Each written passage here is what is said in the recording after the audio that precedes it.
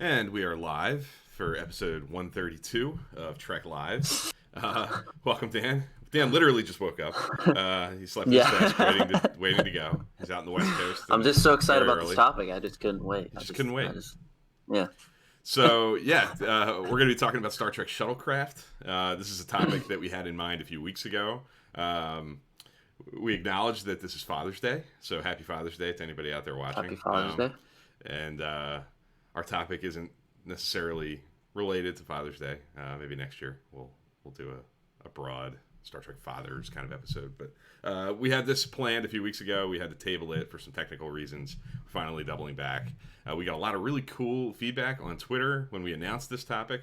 I put out a couple of questions about people's favorite shuttlecrafts, and a lot of cool input, a lot of different opinions, and a lot of cool things to talk about. So looking forward to this. Been looking forward to it for a few weeks. And how you doing this morning, Dan? I'm doing all right. I had a pretty long week, but I'm really excited to talk some shuttlecraft because anytime we get to talk about ships, shuttlecraft, any space-bearing vehicle, I get excited about it. So should be fun. Yeah, for sure. Ships are, I know, something that are a pretty big passion for you. Maybe one of the things that kind of was sort of your gateway drug into Star Trek, if I'm not too mistaken. Yeah, yes, I feel like it's one of the things that right. opened the door for you and made you embrace the world of Star Trek. So, and we don't do a ton with it. Maybe that's something we need to talk about doing a little bit more of, ship kinds of shows. But it's always cool when we do make our way around to these kinds of topics. So, what about your rewatch? Last week we obviously did a huge rewatch recap with DS9 season 1. I know you had a long week. Are you still in that mid-season? Have you started season 2, or are you breaking between seasons? I'm taking a page out of your book, Bill. I'm taking a break between seasons just to help it breathe a little bit. But I hope to jump back, in the saddle this coming week into season 2 of Deep Space Nine. So I don't have anything to report, but I think my rewatch strategy is kind of including this time around a little bit, break between seasons just to get a breather and kind of recharge and get ready for season 2. Yeah, I think that's been a good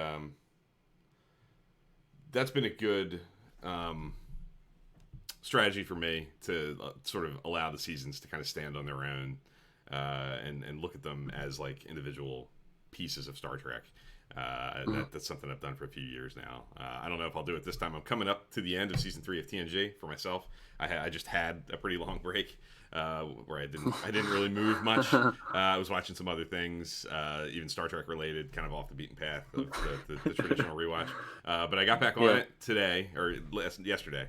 I watched 2. I watched Hello Pursuits and the Most Toys. So I only have 4 left in season 3. So I may take a little bit tiny of a break. But not too long to separate 3 and 4 because I pretty much I watched 4 episodes in a month or a month and a half or something. But I like both of those episodes a lot. I love Hollow Pursuits. It's definitely one of my favorites. I love that it presents a character who is really distinctive and different and but relatable too at the same time. Very relatable, I think. Even if you aren't on even if you don't battle the same demons to the same extent as Barclay, I think a lot of us have moments and little ticks to us that are represented within Barclay. Things he says, things he struggles with are I think pretty universal. Some people are very, very comfortable in social settings and maybe can't find personal relatability with him.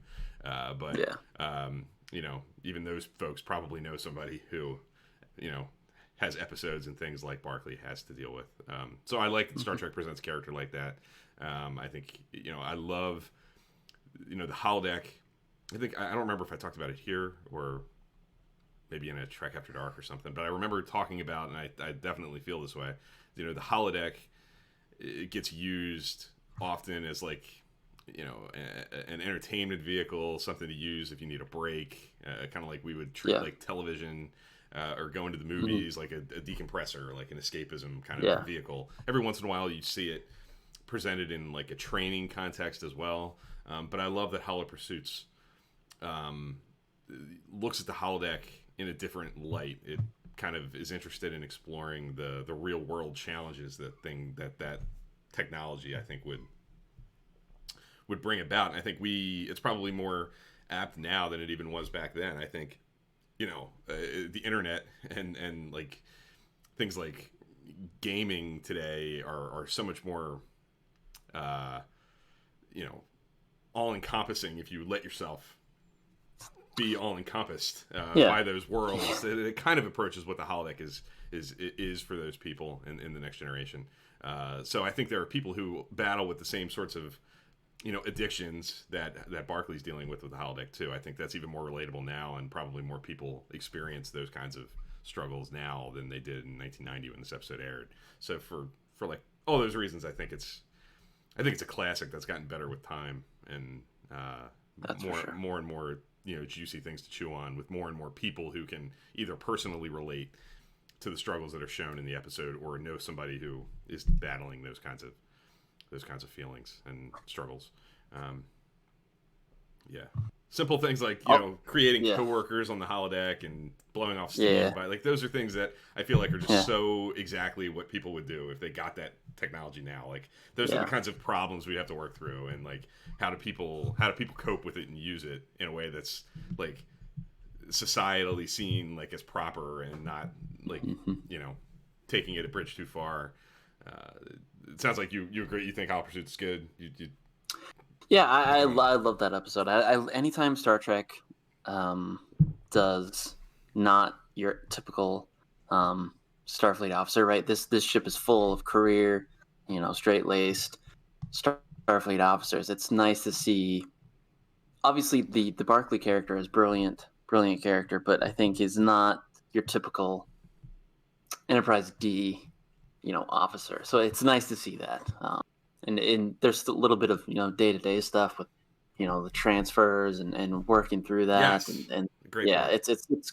It's cool. Yeah, definitely. We've talked about that a good bit on other, like talking about Deep Space Nine, how especially like the Next Generation, I think presents its crew and the people you see on that ship as like the very best of the best, and it creates this maybe impression that all these people are like grade A student kinds of A top of their class kinds of guys and girls that really rise to the top. And I love that this episode takes a minute to like step back and say not everybody is quite the same, cut from the same cloth. People have challenges and struggles, and it's a battle for people to be successful and to get into positions like being an engineer on the Enterprise. And like you said, the minutia about transferring from ship to ship and getting recommendations from the other captain and things other like that. Captains, Like we talk about that a good bit too. Like liking those slice of life. What's just living life in the 24th century like, and on these ships. And that episode offers some of that. Real quick, I don't want to. I like talking about Hollow Pursuits because I love it so much. the Most Toys is really cool too. I think, like I said in the Twitter review I posted yesterday, it could have been like a pretty standard crew member gets kidnapped kind of story. We got to go rescue him, but I think they do some pretty neat things with the guest star, Kivas Fajo, the captor, being a collector and having a kind of goofy sensibility to him. He's not just a mustache twirling bad guy. Like he's very bad. Yeah. He's very, very bad. He's bad. Scary, but his approach is not one of just being an intimidating brute. He's kind of silly and goofy and isn't what you expect him to be on first glance. The more you spend time with him, the more menacing he becomes. And I like that, and I love the ending. I love, did he pull the trigger or not? That question. I love that final scene in the brig when they're talking about it. That really, really interesting things to chew on in Data's arc. And like, does he have feelings? Does he not? Does he just not know it? Does he not know how to express them? Like, or like those kinds of things that I like to think about with Data are really all there in the Most Toys. Seeing the crew deal with his death in quotes is cool too. Like seeing them coping and not just kind of it reminds me of things like the Tholian web and even the bonding from earlier in the season where they're dealing with the death of a crewman and it's really weighing on the crew. So 2 good episodes that and long way of saying I'm really happy to be back doing Well, we're happy you're back. Thanks. Yeah, Yeah. it was a good break. It was a good step away from watching with like a critical eye and having posting a review and taking a stance on the episode. I was watching some Trek without necessarily needing to do that for the first time in a while over the last few weeks, and it felt good to get back into the old routine, looking at episodes that way. So I'll be keeping going and finishing season 3 and into season 4 in the next week or so. So Cool. So Star Trek Shuttles.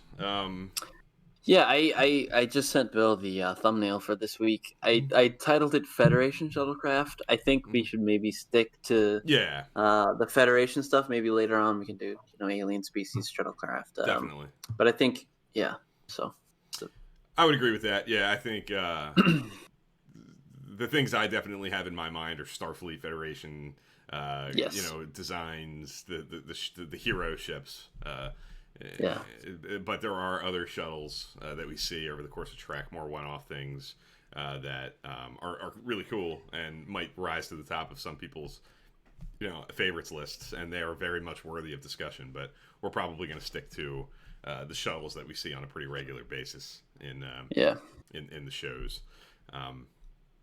So the question I'm most eager to kind of ask you is, when you think of a Star Trek shuttle, what's the first thing that pops into your head? Like, what's the classic image of a Star Trek shuttle that, like, if you weren't thinking about this and like preparing for it, I know I'm kind of like maybe putting you on the spot a little bit with this, but like, if just you're walking around town and you get asked about a Star Trek shuttle, or Star Trek Shuttlecraft, like, what's the image that you think is most likely to pop into your head first? I probably should have sent some photos, but I think of the Type 6. That's not necessarily my favorite, but for some reason that's one that I think of. Okay. Which one is the Type 6? Where would you find that? It's TNG. The TNG, like the. So, I think it's seen in All Good Things, Darmok. It's in Voyager a little bit. Okay, so it's the one I can't show you the thumbnail, but it'll be the one in the thumbnail. I got you. Yeah, it's the standard TNG shuttle from like the back end of the show, like the season 4, 5, 6, 7 when they're in a shuttle. That's the one. There was a Playmates toy of it that if you're of a certain age like me, you probably had if you loved it as a kid. It's the boxy but pretty sleek.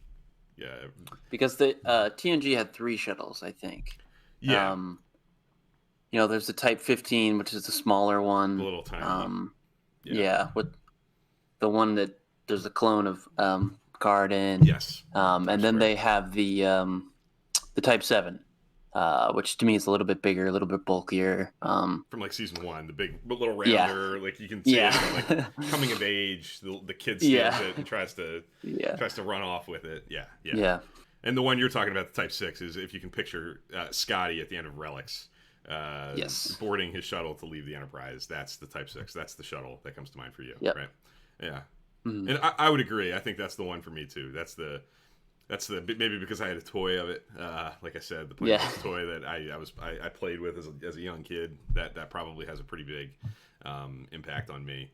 And like you said, it appears in Voyager too, especially earlier on. I think they transitioned in Voyager to that little more mean looking. I don't know what type it is. I'm not good with types. It's a Class 2. Class 2 shuttle.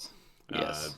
They kind of transitioned to that Voyager eventually, but in the early seasons of Voyager especially, I think you see that Type 6 pretty often. So lots of use out of that model, out of that design.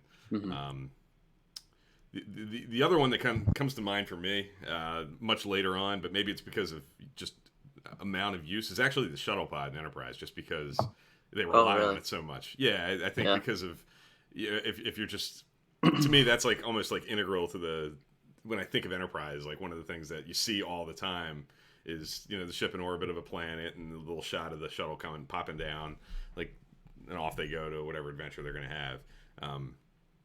I think that shuttle is seen so often in that show. If you're a fan of that show and you watch that show with any amount of regularity, that's a shuttle that's pretty present in that show.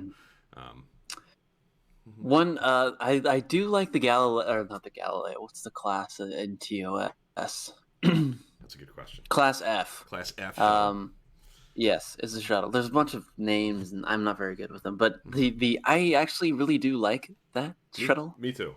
design. It's sad though because I think that just the way the TOS struggled with money and funds, Sure. it was Product of its hard to time. warrant building a set, as opposed to just beaming down. But I really do like that shuttle as well. And not to just dwell on um, No, there's 90s era shuttles. Yeah, sure. No, I think that the Class F, you said it's called yeah, Class Class F. Yep. F from TOS. I think when I think of the Galileo 7, they spend a lot of time in that set, and I actually think it's pretty cool. It's very functional. It's very minimal. There's not a whole lot going on in there. It's like a row of seats with the cockpit at the very front, with like some controls for the person at the left and right of the front of the shuttle. Yeah. But I think of they did some cool things, like there's that panel that Scotty pulls up and he's working on in the floor of the Yeah, shuttle. yeah, that's cool. Like they found some Yeah. cool things to do in that set to make it look like Uh-huh. as much as they could a functioning Starfleet shuttlecraft. Mhm. There's some cool panels on the wall and oxygen readouts and things like that you find in Yeah. other in Enterprise, especially. I'm thinking of Shuttlepod 1 where they're looking at like the air readout. There's a similar piece of technology that they have in TOS that they look at. Mhm. But yeah, when I think of the Galileo 7 and I think of Metamorphosis, an episode I watched pretty recently, the shot of the crew coming out of the shuttle on the planet. Like I love maybe my favorite thing about the Class F shuttle in TOS is when it's seen on like a planet's surface and the crew's like coming out of it. Like it's this Yeah. big thing and it's cool, especially in the '60s. I feel like it's a cool. Mhm. Pretty unique thing to see, like a big set piece that the crew is like the cast is like interacting with and coming in and out of. That it always kind of takes me by surprise and impresses me when I see it. Yeah. Um. Yeah, I think we should really just jump into the discussion at hand that we had a little bit before this. Um, whether I put Shuttlecraft, but I want to talk about where the runabout lands, Mm-hmm. because the definition of runabout, uh, it's a type of vessel smaller than a starship but larger than shuttlecraft. So, um, Bill, sent out a question of what shuttle first comes to mind. What's your favorite? Um, and I put the Delta Flyer Mm-hmm. as my favorite shuttlecraft, but Thad, being Mm-hmm. Thad, as he always makes great points. He didn't think that was a considered a shuttlecraft. So I guess let's just kind of dive into that before we maybe talk Well, about yeah, our favorite. it's an interesting point. Like, what is it? What's a shuttlecraft for? Is it for? And I mean, the way you see shuttles used in like TNG, TOS, leave the ship, go deal with a mission that calls for a smaller craft, more maneuverability, more They things can't like get through the transporters, yeah, but they can take the shuttle. yeah. There are Yeah. uses that are more short term, more not expected to travel a long distance, not expected to sustain life for a long period of time. Uh, and I feel like Yeah. the very small shuttle in TNG, I forget what type you said it was, but the one that the clone of Picard is in Times Squared, for example, and you see pretty often in early TNG, something like That's Type that. 15. That's Type 15. The Type There's a 15 bunch of shuttle. types and classes. Yes, there's so It's going to many. take some time. Yeah. Yeah, the Type 15 shuttle that you see in an episode like Times Squared in TNG is such a radically different thing than say the Delta Flyer or Runabout. Uh, I guess depending on how it's certain a Runabout or the Delta Flyer. It's not a starship. It's not designed to like live on for an extended period of time and be on for years. I don't think it's going to sustain anybody for that long. Uh, but it's got a little bit more durability than than other shuttles that we see. So they do kind of fall into no man's land a little bit into limbo with like, Yeah, there's a what gray are they? area, I think. Is it a Yeah. big shuttle or is it a small starship? Uh, Because, you know, back to the Type 6, that's the TNG one.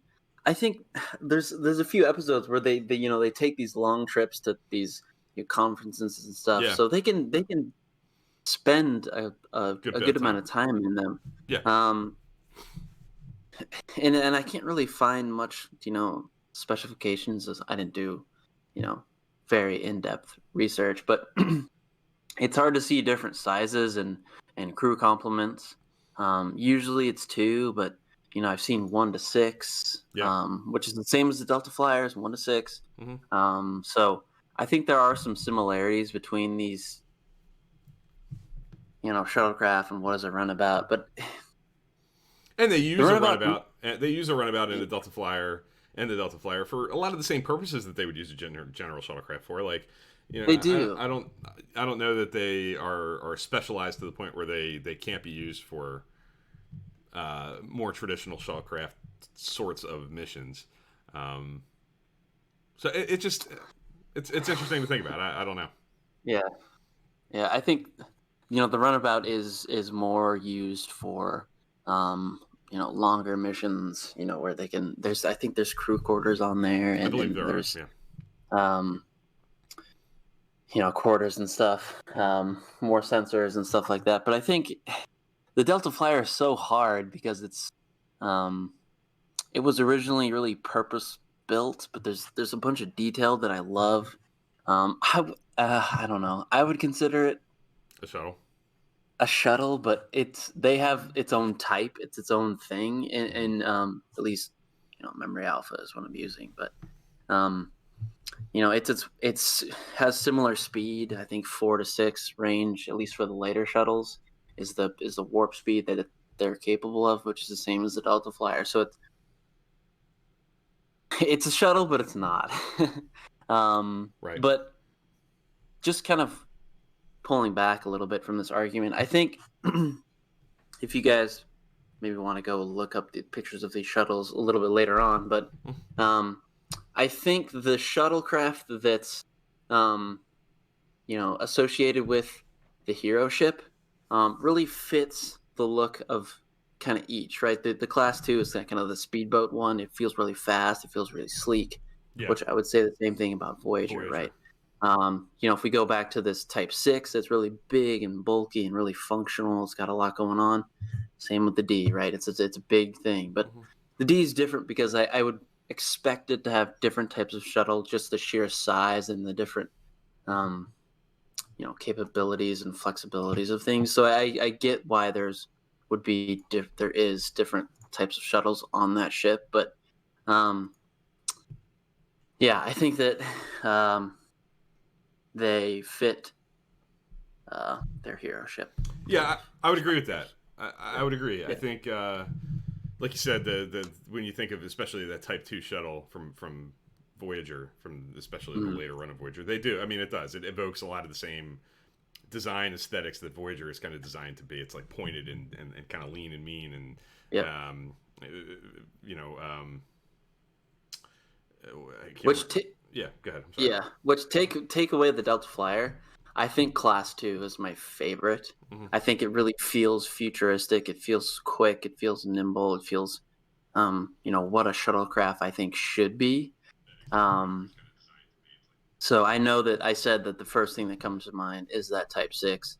Um, but yeah, take away the Delta Flyer. Uh, yeah, I think that Type 2 is a really good looking um, spacefaring space-bearing vehicle. Yeah, no, I agree. I'm a fan of that as well. I think, like you said, it feels at home with Voyager. It feels like it would generate from Voyager. It feels like a piece from Voyager. Yeah. Uh, and there's some memorable moments with them too. I think of uh, I think Unity with Chakotay, with the Borg, like that. Hmm. I feel like that might be like the first time I remember seeing that design. Yeah. and it just being really cool and different. Mm-hmm. Yeah, definitely one of my favorites. But I like a lot of them. I'm not picky. I'm not as huge on the early TNG ones. I feel like they're a little bit boxier, a little more. I don't Yeah, know I if they've think stood up they with tried time to quite as be. much. Yeah, they tried to be too like the Class F, which was the Galileo. Sure. That you can see the progression, the Yeah. thought of trying to stick to similar, design looks with the Galileo. Um, but yeah, it does feel dated. I think you're right. The very first TNG like season 1 shuttle. I can't remember which class it was. I don't know, um, but the one like in Coming of Age, Yeah, with the young kid who that's steals Type it. 7. Type Yeah, Type yeah, 7 shuttle. yeah, yeah. That one feels like they really were trying to actually do what you were saying and give it some of the same qualities that the home ship has. It's very curvy, Right, very you're right. very Yeah. round, and like I think Mm-hmm. when I think of the Enterprise D, I think of spherical, very round, Mm-hmm. very curvy design. Where Voyager certainly more pointed and a little bit more, Mm-hmm. a little more lean and mean. Um, Yeah. where I think that design aesthetic, while I'm certainly used to it and love it on the Enterprise D, I don't know I ever grew to love on the shuttle. Mm-hmm. Not that we see it a whole heck of a lot in TNG either. That early shuttle, it's used much more sparingly than the later version we mentioned earlier. But I never grew to love that design. A little Mm-hmm. round, little curvy, little just not as pleasing on the eyes for me. Mm-hmm. Uh, yeah. But back to real quick the Delta Flyer, the runabout. In my mind, I always viewed the Delta Flyer more in line with the shuttle, just because, like I said, the Yeah. way Voyager tended to use it, and it doesn't have, to my knowledge, it doesn't have like crew quarters the way like the runabout like there's lines of dialogue that mention crew quarters being small and cramped, but nevertheless they have little bunks, little personal But rooms on a runabout. Where I don't on the Delta Flyer, I don't get that impression. I feel like they have like a living space where there are bunks where they could crash if they need to, yeah, back in that back area. But I feel like the which I Delta think is. Flyer has like a couple of rooms. It's got the cockpit and it's got like that big, there's like a Mhm. science area. There's like a science Yeah. lab and some bunks. To me, that I don't know that I wouldn't want to live on the Delta Flyer for 6 months or a year. I wouldn't want to live on a runabout either.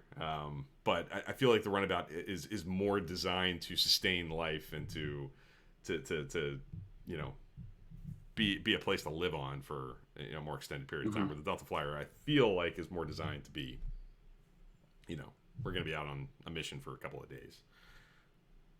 Yeah, right. I could see, run about maybe a couple weeks to a month. Yeah, that's an extended mission, Sure. from the home ship. But spending a month or a couple weeks on the Delta Flyer, whew, that would be interesting. So yeah, that's where I maybe draw the line. um, Now, the thing that does link the Delta Flyer and the runabouts is the runabouts have individual, like they have names. Their name. It's the Ganges. It's the Rio Grande. yeah, that's true. They have they're That is true. named as individual ships, and the Delta As Flyer has a things. name too. And I think the runabouts have registry numbers too. Um, if I'm not Yes, I think mistaken, I so. think they're registered as ships, as starships, and not Shuttle 3 or Did we ever Shuttle 8. hear that, USS Delta Flyer, or No, that's the thing. it's tough. It's Yeah. all these classes and types and names just make it And the shuttles have so names too. confusing. To be fair, like the shuttles do have They names. do. Like The the Galileo and Galileo, the Berman, they named the after Mark Berman, Berman, of and course. The Shuttlecraft yeah. Curry. In TNG and in Voyager, you do hear like, and you'll see them printed on the side of the shuttle. But I feel like the runabouts have like ship designations, like USS Rio Grande and like USS Yeah, Ganges. Like they have that designation on them, that's true. and they have, I believe they have registry numbers. But I don't know. I think the Delta Flyer, even more than the runabout, I feel like is in this no man's land where, depending on your I perspective, think it's its own thing. it's its own It's thing. its own type. I don't want to put it into the box. It's too hard to put it into um, one or the other. I think we should just like finish the conversation as all we can all probably agree on that. Yeah, it's its own It's its thing. own thing. It's its own thing. Yeah, I Yeah. would agree with that. I think it's on the Starship spectrum. I feel like it's edging a little closer to Shuttle than Starship, but it's certainly more sustainable than Yeah. many of the shuttles that we see in Star Trek. And I think that's one of the things that, while it's not like explored on screen and we don't spend time in like shipyards watching people design shuttles, but clearly to me, you see enough shuttles over the course of Star Trek that certain shuttles are designed for certain things. Like we were saying, that Type 14 or whatever, Type 15, the tiny little shuttle in Times Squared 15. Yeah. that you see. To me, that's clearly designed for like one or two people getting from here to there with no frills, not long travel time, Yeah. not nothing sexy about this. Um, that's got its own set of purposes, and then Right. the Type 6 has its own set of purposes. The Type 2 has its own set of purposes. And something like the Runabout is more, built to last and, designed for, something completely different, which makes perfect sense to me. And these ships should be equipped with a variety of kinds of shuttles, depending on the types of missions that they're aimed for. Some, Mm-hmm. you would think some shuttles, maybe like the Type 6 or the Type 2 in particular, have more tactical abilities. They're more maneuverable. They're, Right. if you're Exactly. concerned about being in a region of space, or you're going to travel through a region of space that presents some threatening possibilities, you're going to take this shuttle, but you're not going to take the Type 2 or the Mm-hmm. the Type 5 or whatever, Class 5, because they're just not, maybe they're built more for scientific research or for just Right. quick travel than to hold up in a battle with a with a bird of prey, for example, which to me is perfectly in line. That's easy for my headcanon to do without necessarily like an on-screen explanation with a chart that says this is what this one's for and this one's for that. Yeah. Another thing to think about is these crafts are meant to be, at least in my mind, expendable. Yeah, So to me, it should be able to be mass produced, sure. and not be a specialty thing. So when I, you know, to pull back a little bit on that, the Delta Flyer and runabouts, they seem less expendable Yeah, than say shuttlecraft. So maybe that's pulling back on the shuttlecraft. Is it a shuttlecraft? Is it a runabout? Type of debate with the Delta Flyer, because to me it gets destroyed at one point, but mm, it's not as expendable as say another class 2, or technically I think Voyager had a Type 8 that was like kind of like a redress of the Type 7, which was the one that we've seen in TNG a lot. mm. So I think those shuttlecraft to me seem a little bit more expendable, which in turn have to be mass produced, because if they're going to be blown up a lot, it's got to be made quickly. So Sure. yeah, that's another counter argument to maybe it's the Delta Flyer might be on that runabout side of things. So Yeah, no, I think that's a good point too. I think for sure there are shuttles. The standard shuttles are implied to be expendable is maybe a strong word, but like I don't think they're eager to blow them up. But they're not a yeah, huge deal to replace. Where a runabout, for or say a Enterprise D. You're not going to yeah, easily of replace course, yeah, that thing. that's a big Exactly. loss. Where Yeah. a shuttle, you would imagine they're kind of on an assembly line, and if you need them, you can get them Mhm. at the next available starbase. You could probably um, maybe pick something. But I unless don't you're know. Voyager, right? Unless you're Voyager, where you seem to You uh, got to make your own. you got to make your own, and that's something I've always been. Do you? Is that something that's one of those like talking points that gets often when people watch Voyager? They're like, where do these shuttles come from? How many shuttles have they blown up, Yeah, been I crashed and left behind? know. Is that Yeah. something that like in your headcanon do they build shuttles? Like is that because in Extreme Risk when they're building the Delta Flyer, that seems like such a big task. Like wow, this is a huge undertaking and it's consuming a lot of resources. But like you said, the Delta Flyer is built maybe differently than a Type 2 shuttle. In your head, is it a big deal because they're building this bigger thing that is not the standard shuttle that there are blueprints for, and like this is exactly how you do it. You can kind of do it in a couple of days with replicators and an engineering crew working hard on it. Like if you need to replace Type 2 shuttles, or like I think it's possible, but to me, Voyager's on a strict diet, meaning that there's strict resources. You got to allocate certain resources to certain places, and not just just be eating shuttles and shuttles and shuttles. Right? That's a waste. But I think maybe looking back, I think it could be done a lot easier on, say, a D, or just be able to swing by and get some new shuttles, a new batch of shuttles. So I think I think it was probably done on Voyager. I think it was. Just because in my head canon, right, that you can't fit 15 shuttles in that shuttle bay, right? There's 3 or 4 maybe. So, and we've probably seen 3 or 4 destroyed. So it was definitely there's a lot. If not destroyed, they were repaired. So yeah, that was always. Even, I remember even back then as a kid watching the show, and that was even me. Like, how many shuttles have they gone through? Like, how can they? How can they do this? But it's one of the struggles that they had with that concept, and one of the things they kind of had to grapple with. I think I remember in Caretaker, a very early episode of Voyager, they mentioned they only had like 18 photon torpedoes on hand. Now torpedoes are they would seem to be something that you could fairly easily get a rhythm for building and replicate them if you need them. They may have some sort of a practice to replenish a supply like that, and that would seem easier than shuttlecrafts.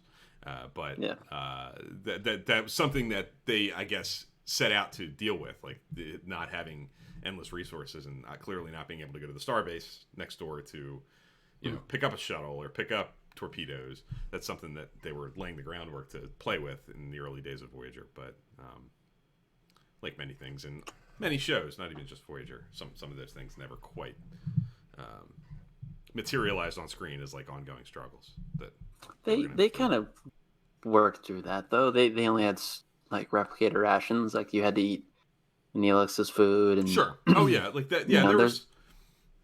There are some examples of keeping, not to get off topic, obviously, of Shuttlecraft, but No, you're right. The search for the coffee in that nebula. Yeah, they're looking for resources. Power supply and deuterium are constantly things that they're seeking. But to bring it back to shuttles, like those kinds of, because they do deal with those problems, it does, like you were saying, to build shuttlecrafts. That's true. It seemed to expend a lot of resources and take a lot of power. If they can't even use the replicators, why are they building shuttles? I get your point. Yeah, you're right. So you're right. That's the give back on that. But I mean, it is what it is. But to bring it back to like Voyager with the Delta Flyer and the shuttles and the difference, I haven't taken a stance on it yet. I think I would disagree with that. I think of the Delta Flyer as a shuttle myself. I would have probably, like, just sitting here talking to you about it now, I would come down on the side of the Delta Flyer is a really big shuttle, and it's built to perform similar duties to other kinds of shuttlecraft. It's built specifically with the Delta Flyer, the Delta Quadrant in mind, and built specifically with Voyager's set of circumstances in mind, and the needs of Voyager, because it's a new design and it's built by people who are living that life. But I think it's designed to be a shuttle. So I think your answer for your favorite shuttle might be the Delta Flyer would be in my mind, a perfectly acceptable answer. Cool. But we love that, and we love and like you said, his point is well taken. Yes. But he always makes great points. To be fair, if somebody did say the runabout, I probably would give a little pushback on that. I don't know that a runabout is really a shuttle. I don't think it's designed to do the same thing a shuttle would do. But yeah, it's interesting thing to think about. What about where do you come down in the Enterprise shuttlecraft? Just given that they were used so much more robustly and now this goes to terminology. Mm-hmm. Is it a shuttlecraft or a shuttle pod? It's a shuttle pod. True. So what is a shuttle pod? Is the shuttle pod smaller? Now, to me, back the truck up a little bit or back the shuttle up a little bit. Mm-hmm. a Type 15, the small one that we've seen in, we've talked about a bunch in Times Squared. Mm-hmm. That to me It's more like shuttle. that's a shuttle pod, but it is deemed a shuttle. No, wait, it is a shuttle pod. It's a shuttle Type pod. 15 shuttle pod. So Yes. a shuttle Sorry. pod is a shuttle Is pod 1 to 2. 1 to 2, like And one room, like the one. length is really small. It's 3.6 meters Mm-hmm. as quoted on Memory Alpha. But okay. All right, so we've okay. Now I'm kind of getting this now. There's 3 different types. Mm-hmm.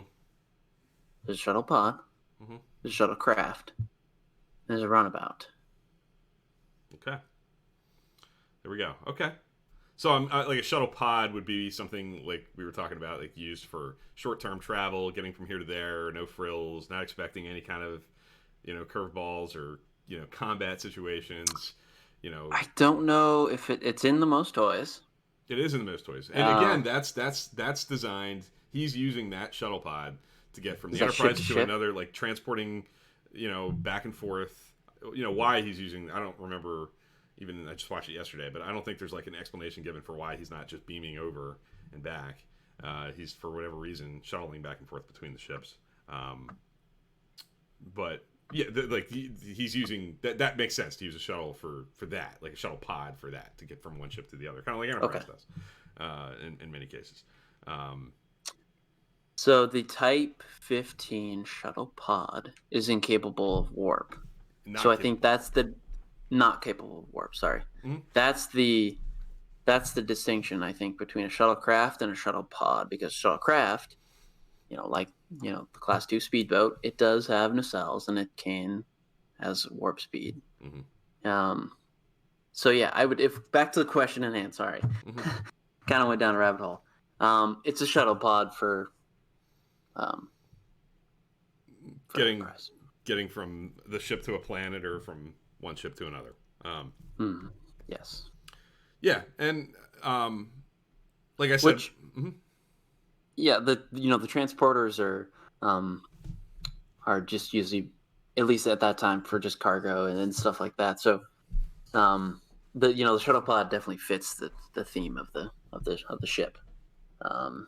Very minimal and then essential, and which is pretty much Enterprise. So yeah, exactly. Yeah, and that's talking about like you were mentioning the shuttles seem that you see in each show, TNG, Voyager in particular, even TOS, like the design aesthetic really matches the ship it comes from, and in Enterprise clearly, because that show is so built around the idea of being a prequel and pre-everything, and, lower tier of technology.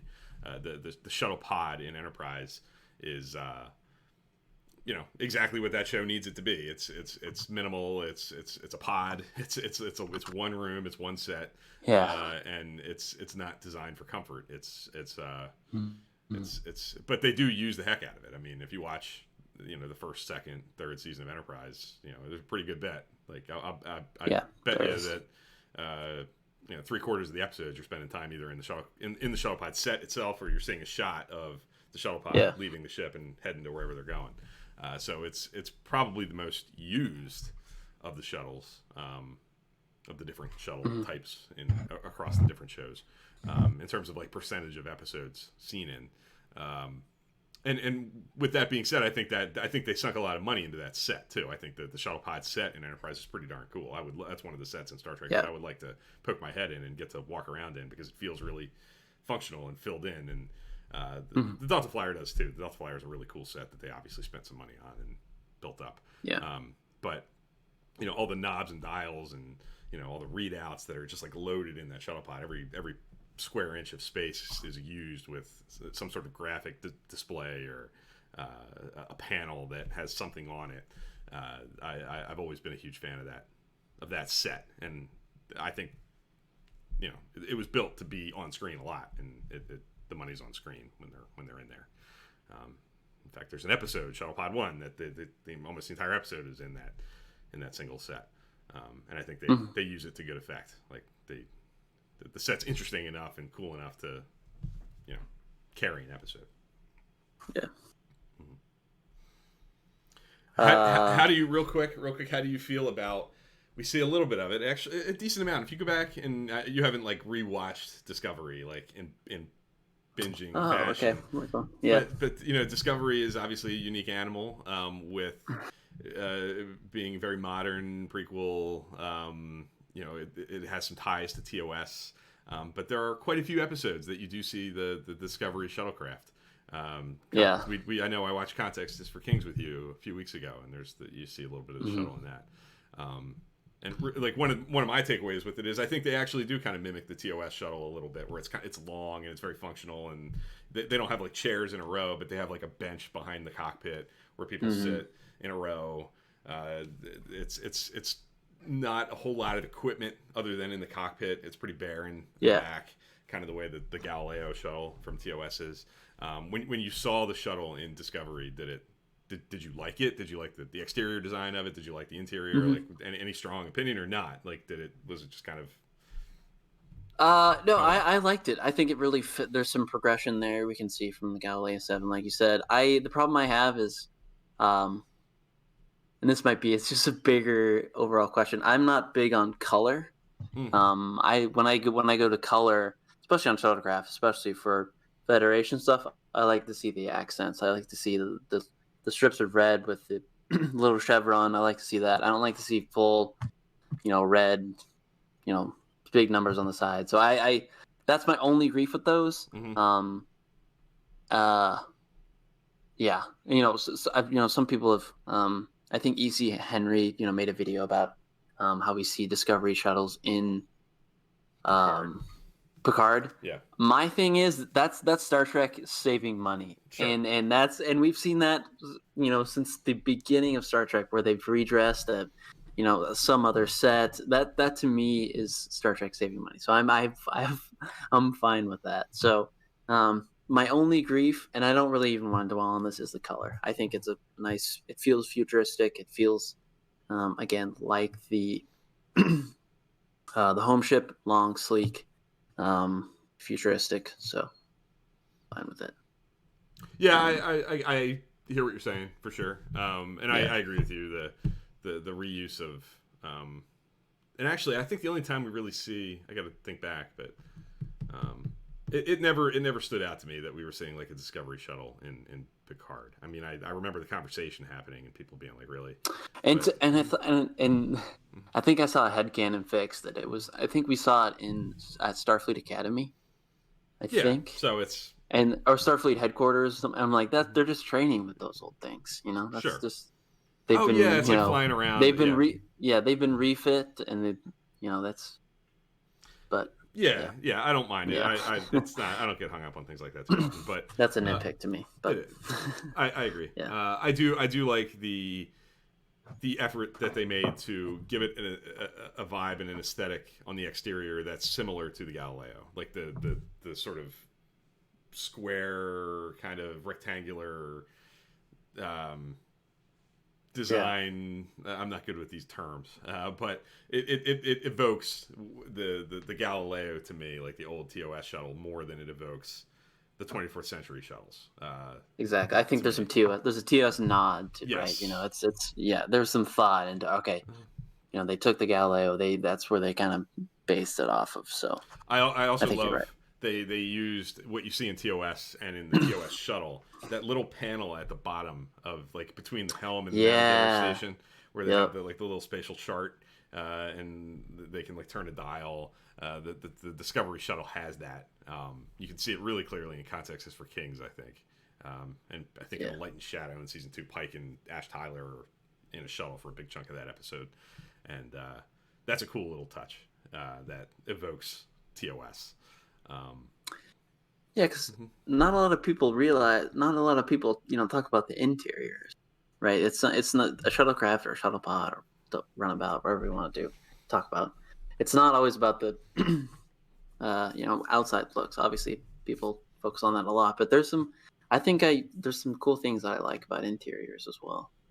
Me too. Yeah, when I think of the shuttles, honestly, I think I probably gravitate to and that's why I think I probably said the shuttle pod from Enterprise so early. I think the interior design of that set really I comes to love mind for that. me. Yeah. I think that pops into my mind just as much as the exterior of the the ship design does. Yeah. And for that reason, I love the set of the shuttle pod from Enterprise so much that it really elevates it in my mind. Yeah. Yeah, but I love going back to what I said and you said, the Type 6, the classic TNG, also used in Voyager shuttle. I think is so like streamlined, and like I think like many things in Star Trek, that TNG era, I think they found such a comfort zone with the design and the aesthetic of Star Trek in that period of time. I think the shuttle is no exception. The exterior of the shuttle, the set inside, is so kind of perfectly modulated to, this is what Star Trek is. This is the visual language of Star Trek, that it does weigh heavily in my mind as like the cream of the crop. On both of those levels. How much time we got? Couple minutes. I mean, do you have something in mind? Yeah, just one more quick thing to Sure. talk about before we kind of end the discussion off here on Shuttlecrafts. One thing I love about Insurrection is that we get a captain's yacht. So, that's another. I don't know. Like, is it a shuttlecraft? Is it a runabout? What is it? That's another shuttlecraft type of thing that I think we should warrant some discussion, at least in this episode. Maybe we can do a deeper dive into something in the future. Who knows? But I love that cool idea that it's like this purpose-built. I love purpose-built things, right? So this is a really cool purpose-built, in my mind, shuttlecraft or runabout that I think is worth mentioning in this discussion. So, your thoughts on the captain's yacht? I love the idea of the captain's yacht. You see it one time, you never see the. Well, I guess you kind of do it in Insurrection. They use the captain's yacht in Insurrection. They do, they do. You do see a little bit of it where they're like, Picard's loading equipment into it, and the whole crew comes. Yeah. That scene is, I believe, designed to be like in the captain's yacht, but you don't get to see it like functioning, like them in manning it in operation, which I wish we would have seen. But yeah, I mean, that's one of those like design aesthetics that's been there throughout Star Trek in different capacities, but they never really pulled the trigger on doing something with it. But I love the idea of it. Like you said, I love the idea of the like having a purpose built for the captain to be able to break away and do his own thing or her own thing. And yeah, it's just one of those cool little design touches that I wish we would have gotten a chance to see in action. Over the course of some of those shows, either Janeway get to use it or Picard really get to use it in the show or in a movie, like he does in Insurrection. To give it credit, they do make use of it, but you pretty much just see it detach and off they go. So good call. That is. It's another one. Like, is it a shuttle? Is it what is the captain's yacht? It's a captain's yacht. It's its own thing, I guess. Cool. Yeah, it's just a cool little thing that I wanted to mention, just because I think, especially with ships and hero ships, there's so much untapped detail on it that I want to shed some light on some cool things, which I think most people are aware, I think, of Captain's Yacht. But if you aren't, it's usually a larger craft that's usually on the bottom of the saucer, I think. But yeah, specifically for the captain. So that's pretty cool. Yeah, it definitely is. I echo that. It's cool design touch that, like I said, has been present on different designs, different ships for a big chunk of time, and is a neat idea that I hope someday we see, like, actually get used for good purpose on the show or on an episode, and we get to see it in action and get a better sense of like what's it for, like what's it built to do, what's the money zone of like, this is when we need the captain's yacht to go do its thing. I hope with all this Star Trek in the works, maybe somehow, some way we'll see it. I just thought it would be cool to just have like an episode where the captain gets these orders and he can't really let the crew know what's going on. I would just love to see like him just take the captain's yacht instead of making a fuss with scheduling a departure from the shuttle bay or stuff like that, where he can like, all right, he has some orders not to discuss what's going on. he gets the crew that he needs, and they go to the captain's yacht and just go do what they need to do. But that would be cool. Yeah, maybe that's a premise for another Trek Live writers room down episode. The road. Yeah. Hey, yeah, absolutely. Yeah. Anything else on Shuttles that comes to mind? I don't think so. I think we kind of got a pretty good discussion. Talked about all the shows. Yeah. Each show kind of came into the discussion, how the shows use the shuttles and favorites. Do you have a least favorite? You have a shuttle? I think I kind of said I'd give it a tie between the maybe I like the little shuttle pod better than the Type 5. Was it Type 7? Whatever it was, the early Type 7 early TNG shuttle. Yeah, that would probably be my one. I like the shuttle pod from early TNG more than the Type 7. So Type 7 would be my least favorite. Do you have a same Type 7? Okay. I think Type 7. I'm glad they kind of ditched that. They did. Idea really quick. And I think the fact. Go ahead. I'm sorry. Because I don't hate the Type 15 shuttle pod. Mm-hmm. Me neither.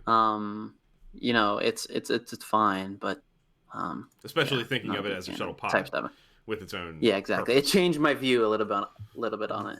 Yeah, I agree with that. I definitely agree with that. The Type 7, I think the fact that they didn't bring it back, as often as Star Trek does bring things back, and they never really throw anything in the garbage. Like even if they kind of move past the design, right. They tend to kind of keep it in their back pocket and use it somehow. The fact that they never really did, like once that shuttle went away, it never came back. I think maybe that tells you that even maybe the art department and the powers that be, the producers weren't big fans either.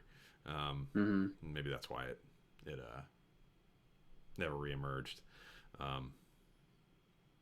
So cool. Yeah.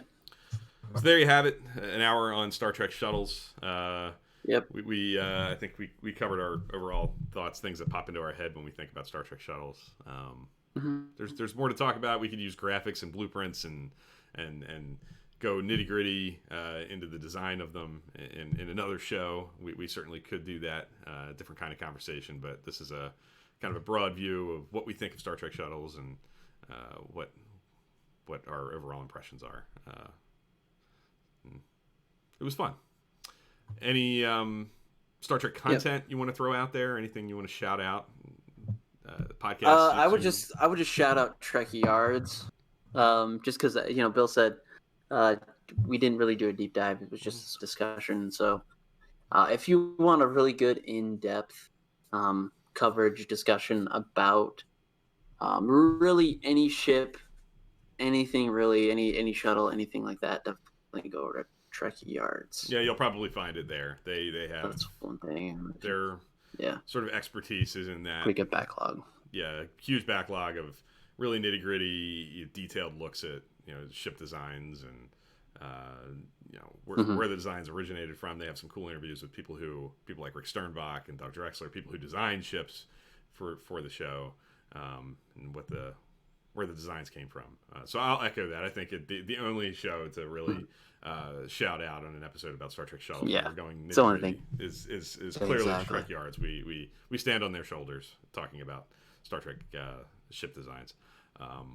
So yeah, I'll echo that. Check out Trek Yards for their back catalog of ship design content and reviews. So cool. Yeah. So I think that'll about do it. But we should be back next week. We don't have a topic decided on yet, so we'll roll that out there a little bit later in the week. I'll real quick do my quick spiel on if you're watching us on Twitter right now, like if you're just kind of taking a peek at this or scrolling your Twitter timeline and you come across this, you can click that link that you're seeing on the tweet and it'll open Periscope, which you can log into with your Twitter handle. If you are on Twitter, you can log into Periscope. They're shared property. Twitter is a division of Twitter. Periscope is a division of Twitter, I believe. And that would allow you to comment, you can even subscribe to this account on Periscope to get easy access to our backlog of shows through that platform.